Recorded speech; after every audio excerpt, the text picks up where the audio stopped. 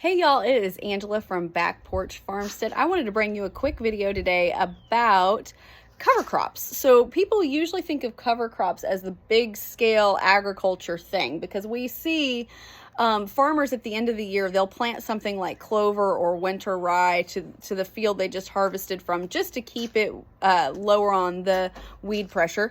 And you'll see that and you'll think, oh, well, that's just something that big farmers do because they can till it in at the end of the season. But I wanted to bring you guys some information about using a cover crop on a homestead scale level.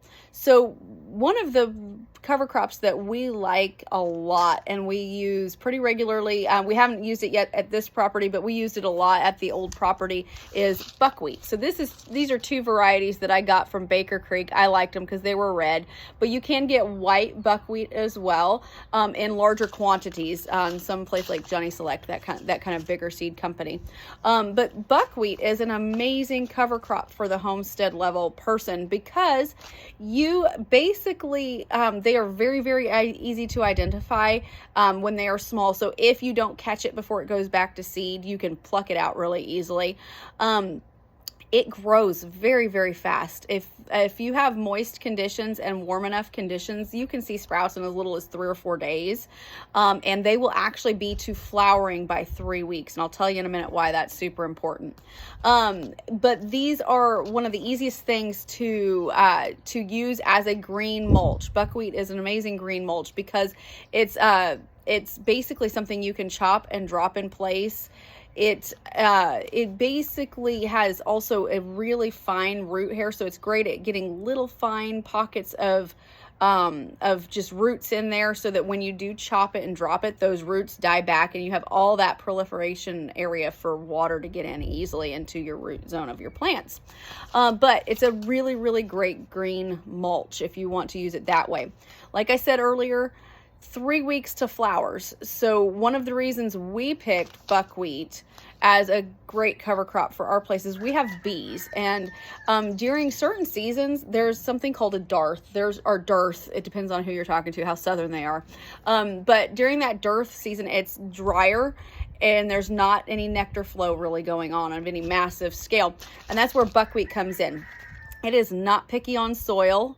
It's not super picky on moisture levels. So if it's a little on the drier side, it will still bloom, and the bees love it. And you have blooms with nectar in them in about 3 weeks time.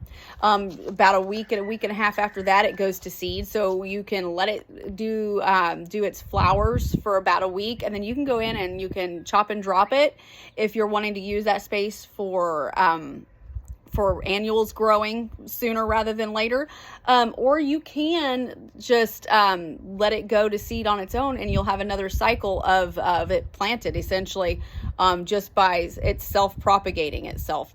You also can, if you do it 4 to 6 weeks before your last frost, you can just let it winter kill in place. It'll lay down the frost. It's very, very frost tender, so it'll just lay down, and then you'll have something on the ground level that's just going to the worms and soil life is going to come in and eat that, and you'll have much better soil at your next season.